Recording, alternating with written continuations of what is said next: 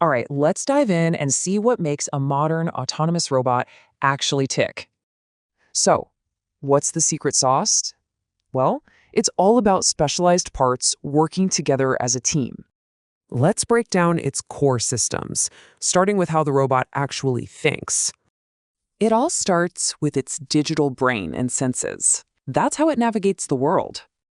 Think of this as its central nervous system, processing all that incoming data. The camera module basically acts as its eyes, giving it crucial visual info. And these sensors act like a sense of touch, catching what the camera might miss. So, this combo of parts is what lets the robot truly perceive its surroundings.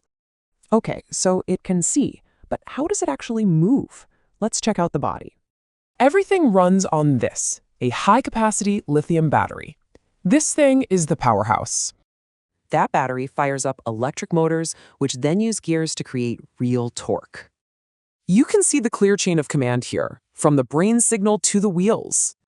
It's got main wheels for driving and a caster wheel for stability. Super smooth. But thinking and moving isn't enough. A robot's got to stay connected and charged. Its wireless module is the link to the outside world for data and new commands. And get this, it automatically returns to its dock to recharge. Talk about self-sufficient. So, how do all these different systems become one single cohesive machine?